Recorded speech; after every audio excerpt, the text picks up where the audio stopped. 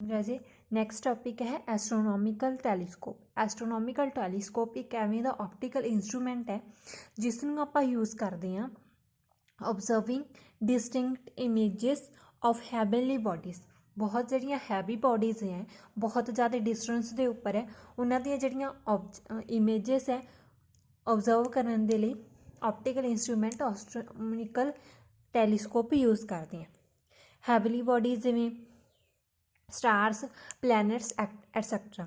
ਇਸ ਦੇ ਵਿੱਚ ਐਸਟਰੋਨੋਮੀਕਲ ਟੈਲੀਸਕੋਪ ਦੇ ਵਿੱਚ ਦੋ ਲੈਂਸ ਲੱਗੇ ਹੁੰਦੇ ਆ। ਫਸਟ ਲੈਂਸ ਹੈਗਾ ਓਬਜੈਕਟਿਵ ਲੈਂਸ ਅਤੇ ਸੈਕਿੰਡ ਲੈਂਸ ਹੈਗਾ ਆਈ ਪੀਸ। ਠੀਕ ਹੈ, ਓਬਜੈਕਟਿਵ ਲੈਂਸ ਦੀ ਜਿਹੜੀ ਫੋਕਲ ਲੈਂਥ ਹੈ ਉਹ ਲਾਰਜ ਹੋਏਗੀ ਅਤੇ ਅਪਰਚਰ ਵੀ ਲਾਰਜ ਹੋਏਗਾ, but I lens the focal length small ਹੋਏਗੀ ਅਤੇ ਅਪਰਚਰ ਵੀ ਸਮੋਲ ਹੋਏਗਾ। ਠੀਕ ਹੈ, ਉਹਨਾਂ ਦੋਨਾਂ ਦੇ ਓਬਜੈਕਟਿਵ ਲੈਂਸ ਅਤੇ ਜਿਹੜਾ ਆਈ ਪੀਸ ਉਹਨਾਂ ਦਾ ਦੋਨਾਂ ਦਾ ਡਿਸਟੈਂਸ ਐਡਜਸਟ ਕਰ ਸਕਦੇ ਹਾਂ ਯੂਜ਼ਿੰਗ ਰੈਕ ਐਂਡ ਪੀਨੀਅਨ ਅਰੇਂਜਮੈਂਟ। ਇਹ ਦੋਨੋਂ ਜਿਹੜੇ ਲੈਂਸ ਹੈ ਇੱਕ ਟਿਊਬ ਦੇ ਵਿੱਚ ਲੱਗੇ ਹੋਏ ਹੈ। ਠੀਕ ਹੈ, ਇੱਕ ਟਿਊਬ ਦੇ ਵਿੱਚ ਲੱਗੇ ਹੁੰਦੇ ਆ, ਉਸ ਦੇ ਨਾਲ ਰੌਕ ਅਤੇ ਪੀਨੀਅਨ ਅਰੇਂਜਮੈਂਟ ਹੈ, ਉਹਨਾਂ ਦਾ ਜਿਹੜਾ ਡਿਸਟੈਂਸ ਆਪਾਂ ਐਡਜਸਟ ਕਰ ਸਕਦੇ ਹਾਂ। ਉਸ ਤੋਂ ਬਾਅਦ ਹੈਗਾ ਤੁਹਾਡੇ ਕੋਲੇ ਟੈਲੀਸਕੋਪ ਦੀ ਜਿਹੜੀ ਫਾਈਨਲ ਇਮੇਜ ਹੈ। ਠੀਕ ਹੈ, ਫਾਈਨਲ ਇਮੇਜ ਹੈਗੀ ਆ ਉਹ ਕਿਹੜੇ ਪੁਆਇੰਟ 'ਤੇ ਬਣੇਗੀ? ਇਨਫਿਨਿਟੀ ਦੇ ਉੱਪਰ ਬਣ ਰਹੀ ਹੈ। ਸਪੋਜ਼ ਆਵਰ ਓਬਜੈਕਟਿਵ ਲੈਂਸ ਹੈ ਇਜ਼ ਆਪਟੀਕਲ ਸੈਂਟਰ C1 ਹੈਗਾ। ਠੀਕ ਹੈ, ਓਬਜੈਕਟਿਵ ਲੈਂਸ ਦੀ ਫੋਕਲ ਲੈਂਥ ਹੈਗੀ F0 ਇਹ ਵਾਲੀ, ਇਸ ਦੀ ਫੋਕਲ ਲੈਂਥ ਜ਼ਿਆਦਾ ਹੈ। ਆਈ ਲੈਂਸ ਇਹ ਵਾਲਾ ਉਸ ਆਪਟੀਕਲ ਸੈਂਟਰ ਹੈਗਾ C2 ਅਤੇ ਉਸ ਦੀ ਜਿਹੜੀ ਫੋਕਲ ਲੈਂਥ ਹੈ ਉਹ ਸਮੋਲ ਹੋਏਗੀ as compare to objective lens ਦੇ। ਇਹ ਜਿਹੜੀਆਂ ਪੈਰਲਲ ਰੇਜ਼ ਹੈ ਇਨਫਿਨਿਟੀ ਤੋਂ ਆ ਰਹੀਆਂ, ਇਹ ਜਦੋਂ ਇੰਸੀਡੈਂਟ ਕਰਨੀਆਂ ਇਸ ਵਾਲੇ ਓਬਜੈਕਟਿਵ ਲੈਂਸ ਦੇ ਉੱਪਰ, ਦੈਨ ਇਸ ਨੇ ਕੀ ਹੈ ਇੱਕ ਇਮੇਜ ਬਣਾ ਦੇਣੀ ਹੈ। ਉਹ ਇਮੇਜ ਹੈ ਕਿਹੜੇ ਪੁਆਇੰਟ 'ਤੇ ਬਣੇਗੀ? F0 ਪੁਆਇੰਟ ਦੇ ਉੱਪਰ। ਠੀਕ ਹੈ, ਅਤੇ ਇਹ ਵਾਲੀਆਂ ਜਿਹੜੀਆਂ ਇੰਸੀਡੈਂਟ ਰੇ ਹੈ ਇਸ ਪ੍ਰਿੰਸੀਪਲ ਐਕਸਿਸ ਦੇ ਨਾਲ ਐਂਗਲ ਬਣਾ ਰਹੀਆਂ ਨੇ ਬਿਟ ਅਲਫਾ, ਦੈਨ ਇਹ ਵੀ ਐਂਗਲ ਅਲਫਾ ਹੋਏਗਾ। ਉਸ ਤੋਂ ਬਾਅਦ ਜਦੋਂ ਆਪਣੇ ਕੋਲ ਇੱਥੇ ਇਮੇਜ ਬਣ ਗਈ, ਠੀਕ ਹੈ, ਆਹ ਵਾਲੀ ਜਿਹੜੀ ਇਮੇਜ ਹੈ ਸੈਕਿੰਡ ਲੈਂਸ ਆਈ ਲੈਂਸ ਦੇ ਲਈ ਆਬਜੈਕਟ ਦਾ ਕੰਮ ਕਰੇਗੀ। ਹੁਣ ਇੱਥੋਂ ਜਿਹੜੀਆਂ ਰੇਜ਼ ਹੈ ਫਿਰ ਇੰਸੀਡੈਂਟ ਕਰਨੀਆਂ ਇਸ ਵਾਲੇ ਆਈ ਲੈਂਸ ਦੇ, ਜਦੋਂ ਉਹਨਾਂ ਨੂੰ ਬੈਕ ਪ੍ਰੋਡਿਊਸ ਕਰਾਂਗੇ ਤਾਂ ਆਪਾਂ ਨੂੰ ਕੀ ਲੱਗੇਗਾ ਵੀ ਜਿਹੜੀ ਫਾਈਨਲ ਇਮੇਜ ਹੈਗੀ ਹੈ ਆਹ ਵਾਲੇ ਇਨਫਿਨਿਟੀ ਦੇ ਉੱਪਰ ਪੁਆਇੰਟ ਵਾਲੀ, ਉਹ ਫਾਈਨਲ ਇਮੇਜ ਵੀ ਬਣੇਗੀ ਇਨਫਿਨਿਟੀ ਦੇ ਉੱਪਰ। ਠੀਕ ਹੈ, ਅਤੇ ਆਹ ਵਾਲੀ ਜਿਹੜੀ ਰੇ ਹੈਗੀ ਹੈ ਫਾਈਨਲ ਰੇ, ਠੀਕ ਹੈ, ਮੀਨਸ ਫਾਈਨਲ ਇਮੇਜ ਵਾਲੀ ਰੇ ਇਸ ਦੇ ਨਾਲ ਪ੍ਰਿੰਸੀਪਲ ਐਕਸਿਸ ਦਾ ਬੀਟਾ ਐਂਗਲ ਬਣਾ ਰਹੀ ਹੈ।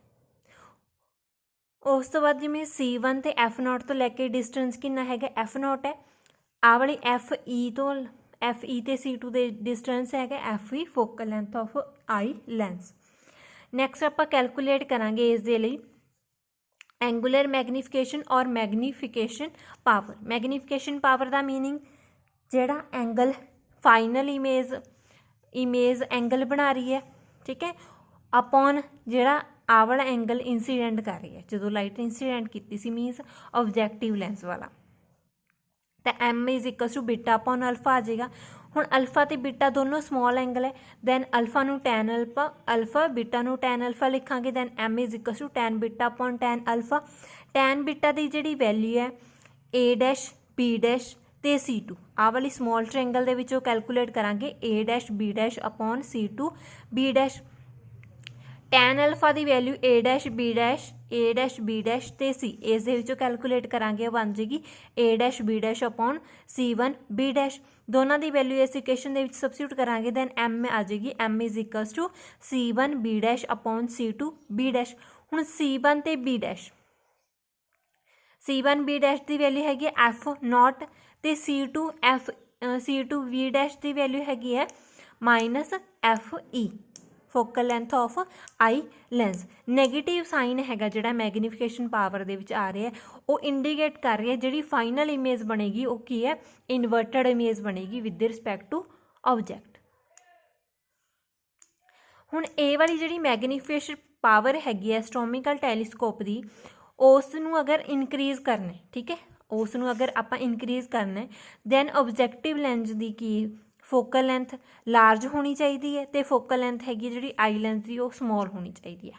ਠੀਕ ਹੈ, ਅਗਰ ਆਪਣੇ ਕੋਲੇ ਹੁਣ ਇੱਥੇ ਤਾਂ ਜਿਹੜੀ ਇਮੇਜ ਬਣ ਰਹੀ ਹੈ ਉਹ ਫਾਈਨਲ ਇਨਫਿਨਿਟੀ ਦੇ ਉੱਪਰ ਬਣ ਰਹੀ ਸੀ ਫਾਈਨਲ ਇਮੇਜ।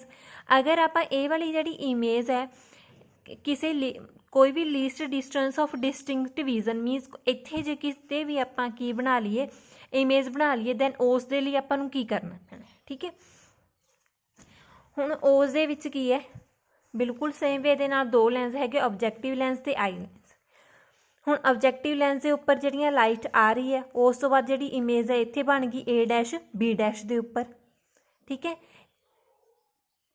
ਇਸ ਦੇ ਵਿੱਚ ਆਪਾਂ ਕੀ ਕਰਾਂਗੇ ਆਈ ਲੈਂਸ ਦੀ ਜਿਹੜੀ ਫੋਕਲ ਲੈਂਥ ਹੈ ਉਸ ਨੂੰ ਥੋੜ੍ਹਾ ਜਿਹਾ ਇਨਕਰੀਜ਼ ਕਰਾਂਗੇ ਪਹਿਲਾਂ ਦੇ ਨਾਲੋਂ। ਹੁਣ ਇਹ ਵਾਲੀ ਜਿਹੜੀ ਇਮੇਜ ਹੈ ਇਸ ਲੈਂਸ ਦੇ ਲਈ ਆਬਜੈਕਟ ਦਾ ਕੰਮ ਕਰ ਰਹੀ ਹੈ। ਦੈਨ ਇੱਥੋਂ ਜਿਹੜੀ ਆਬਜੈਕਟ ਹੈ ਉਸ ਦੀ ਫਾਈਨਲ ਇਮੇਜ ਹੈਗੀ ਹੈ ਜਿਹੜੀ ਉਹ ਕਿਹੜੇ ਪੁਆਇੰਟ 'ਤੇ ਬਣੇਗੀ A double dash B double dash ਦੇ ਉੱਪਰ। ਮੀਨਸ ਇਹ ਵਾਲਾ ਜਿਹੜਾ ਡਿਸਟੈਂਸ ਹੈ ਉਹ ਹੈ ਤੁਹਾਡੇ ਕੋਲ least distance of distinct vision D, ਠੀਕ ਹੈ। ਉਸ ਨੂੰ D ਦਾ ਨਾਮ ਦਿੱਤਾ ਅਤੇ C1 ਤੋਂ ਲੈ ਕੇ F0 ਤੱਕ ਆਪਣਾ ਜਿਹੜਾ ਹੈਗਾ ਡਿਸਟੈਂਸ F0 ਹੈ ਅਤੇ ਆਹ ਵਾਲਾ ਜਿਹੜਾ ਡਿਸਟੈਂਸ ਹੈ ਉਹ ਤੁਹਾਡੇ ਕੋਲ ਹੈਗਾ UE। ਬਿਲਕੁਲ ਸੇਮ ਵੇ ਦੇ ਨਾਲ ਮੈਗਨੀਫਿਕੇਸ਼ਨ ਪਾਵਰ ਆ ਜਾਏਗੀ ਬੀਟਾ ਅਪੋਨ ਅਲਫਾ। ਬੀਟਾ ਦੀ ਵੈਲਿਊ ਲਿਖ ਸਕਦੇ ਹਾਂ ਟੈਨ ਬੀਟਾ, ਅਲਫਾ ਦੀ ਵੈਲਿਊ ਲਿਖਾਂਗੇ tan alpha. Then M is equal to tan beta upon tan alpha ਆ ਜਾਏਗਾ। ਟੈਨ ਬੀਟਾ ਦੀ ਜਿਹੜੀ ਵੈਲਿਊ ਹੈ A dash B dash C2 ਦੇ ਵਿੱਚੋਂ ਕੈਲਕੂਲੇਟ ਕਰਾਂਗੇ that is equal to A dash B dash upon C2 B dash ਦੇ equal ਆ ਜਾਏਗੀ। ਇਹ ਵਾਲੇ ਟ੍ਰਾਇੰਗਲ ਹੈਗੇ ਜਿਹੜੀ A ਡੈਸ਼ B ਡੈਸ਼ ਅਤੇ C1 ਇਸ ਦੇ ਵਿੱਚੋਂ ਟੈਨ ਅਲਫਾ ਦੀ ਵੈਲਿਊ ਕੈਲਕੂਲੇਟ ਕਰਾਂਗੇ A dash B dash upon C1 B dash. ਦੋਨੇ ਵੈਲਿਊ ਸਬਸਟੀਟਿਊਟ ਕਰਨ ਤੋਂ ਬਾਅਦ ਵੈਲਿਊ ਆ ਜਾਏਗੀ C1 B dash upon C2 B dash ਦੀ ਇਕੁਅਲ। C1 B ਡੈਸ਼ ਦੀ ਵੈਲਿਊ ਹੈਗੀ F0, C2 B ਡੈਸ਼ ਦੀ ਵੈਲਿਊ ਹੈਗੀ ਮਾਈਨਸ UE, ਠੀਕ ਹੈ। ਹੁਣ ਆਈ ਲੈਂਸ ਦੇ ਲਈ ਜਿਹੜੀ ਰਿਲੇਸ਼ਨ ਹੈਗਾ ਫੋਕਲ ਲੈਂਥ ਦਾ ਉਹ ਆ ਜਾਏਗਾ 1/V minus 1/U is equal to 1/F। ਇਸ ਦੇ ਵਿੱਚ VE ਦੀ ਵੈਲਿਊ ਨੂੰ ਮਾਈਨਸ D ਲੈ ਕੇ ਚੱਲਾਂਗੇ, ਠੀਕ ਹੈ। U ਦੀ ਵੈਲਿਊ ਤੁਹਾਡੇ ਕੋਲ ਕਿੰਨੀ ਹੈ ਮਾਈਨਸ UE ਹੈ ਅਤੇ F ਦੀ ਵੈਲਿਊ ਹੈਗੀ ਹੈ ਪੋਜ਼ੀਟਿਵ FE। ਦੈਨ ਆਪਣੇ ਕੋਲ ਰਿਲੇਸ਼ਨ ਬਣ ਜਾਏਗਾ 1/D is 1/-D minus 1/-U is equal to 1/FE। Then 1/UE ਦੀ ਵੈਲਿਊ ਆ ਜਾਏਗੀ 1/FE ਪਲਸ 1/D। 1/FE ਨੂੰ ਕਾਮਨ ਕਰਾਂਗੇ into 1 plus FE into D। ਉਸ ਤੋਂ ਬਾਅਦ ਤੁਹਾਡੇ ਕੋਲ ਮੈਗਨੀਫਿਕੇਸ਼ਨ ਪਾਵਰ ਆ ਜਾਏਗੀ F0 upon FE into 1 plus FE upon D with minus the sign ਅੱਗੇ ਆ ਰਿਹਾ, ਠੀਕ ਹੈ। ਹੁਣ ਜਦੋਂ ਮੈਗਨੀਫਿਕੇਸ਼ਨ ਪਾਵਰ ਨੈਗੇਟਿਵ ਹੈ ਦੈਟ ਮੀਨਸ ਜਿਹੜੀ ਫਾਈਨਲ ਇਮੇਜ ਹੈ ਉਹ ਕੀ ਬਣੇਗੀ ਇਨਵਰਟਡ ਇਮੇਜ ਹੋਏਗੀ, ਠੀਕ ਹੈ। ਅਗਰ intermediate image in between the two lens cross wire can be used, ਤਾਂ ਕ੍ਰੋਸ ਜਿਹੜੀ ਵਾਇਰ ਹੈ ਮੈਜ਼ਰਿੰਗ ਡਿਵਾਈਸ ਆਪਾਂ ਯੂਜ਼ ਕਰ ਸਕਦੇ ਹਾਂ। ਅਗਰ ਤਾਂ ਮੈਗਨੀਫਿਕੇਸ਼ਨ ਪਾਵਰ ਮਿਨੀਮਮ ਹੈ ਮੀਨਸ ਆਪਣੇ ਕੋਲ ਵੈਲਿਊ ਆ ਜਾਏਗੀ F0 ਅਪੋਨ FE। ਜਦੋਂ ਮੈਕਸੀਮਮ ਕਦੋਂ ਹੋਏਗੀ ਆਹ ਵਾਲੇ ਜਦੋਂ final image least distance of distinct vision ਦੇ ਉੱਪਰ ਫੋਰਮ ਹੋਏਗੀ। ਜਿਵੇਂ ਆਪਣੇ ਕੋਲ ਮੈਗਨੀਫਾਈਂਗ ਪਾਵਰ ਜ਼ਿਆਦਾ ਹੈਗੀ ਹੈ ਦੈਨ F0 ਲਾਰਜ ਹੋਏਗਾ ਐਜ਼ ਪੋਸੀਬਲ ਅਤੇ FE ਦੀ ਵੈਲਿਊ ਸਮੋਲ ਹੋਏਗੀ, ਠੀਕ ਹੈ। ਇਸ ਦੇ ਵਿੱਚ ਜਿਹੜਾ ਆਬਜੈਕਟਿਵ ਲੈਂਸ ਆ ਉਸਦਾ ਅਪਰਚਰ ਕੀ ਹੋਣਾ ਚਾਹੀਦਾ ਜ਼ਿਆਦਾ ਹੋਣਾ ਚਾਹੀਦਾ। ਉਸ ਤੋਂ ਬਾਅਦ ਤੁਹਾਡੇ ਕੋਲ ਹੈਗਾ ਰੀਫਲੈਕਟਿੰਗ ਟਾਈਪ ਟੈਲੀਸਕੋਪ। ਰੀਫਲੈਕਟਿੰਗ ਟਾਈਪ ਟੈਲੀਸਕੋਪ ਦੇ ਵਿੱਚ ਕੀ ਹੈਗਾ ਆਬਜੈਕਟਿਵ ਲੈਂਸ ਨੂੰ ਆਈ ਲੈਂਸ ਦਾ ਲੱਗੇ ਹੀ ਹੋਇਆ ਆਬਜੈਕਟਿਵ ਲੈਂਸ ਨੂੰ ਆਪਾਂ ਕੀ ਹੈ ਰਿਪਲੇਸ ਕਰਾਂਗੇ ਕਨਕੇਵ ਪੈਰਾਬੋਲਿਕ ਮਿਰਰ ਦੇ ਨਾਲ।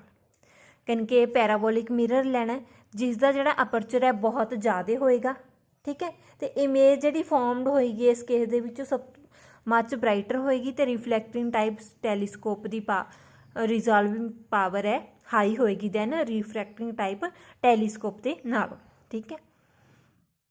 ਇਸ ਦੇ ਵਿੱਚ ਜਿਵੇਂ ਇੱਕ ਸੈਕੰਡਰੀ ਮਿਰਰ ਲੱਗਿਆ ਪਹਿਲਾਂ ਤਾਂ ਆਪਣੇ ਕੋਲ ਕੋਈ ਵੀ ਲਾਈਟ ਹੈ ਜਿਹੜੀਆਂ ਪੈਰਲਲ ਲਾਈਟ ਆ ਰਹੀਆਂ distinct star from distinct star ਤੋਂ ਆ ਰਹੀਆਂ ਜਦੋਂ ਆਪਣੇ ਕੋਲ ਲਾਈਟ ਆਈਆਂ ਦੈਨ ਫਿਰ ਕੀ ਇਸ ਸੈਕੰਡਰੀ ਮਿਰਰ ਦੇ ਉੱਪਰ ਪੈਣਗੀਆਂ।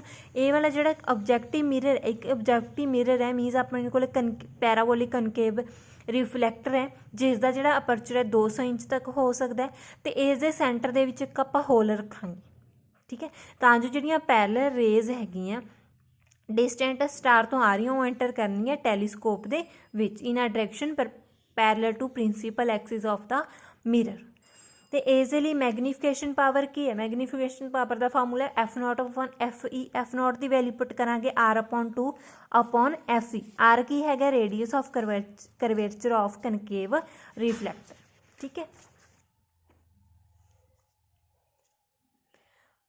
उस तो बाद है इस एडवांटेज।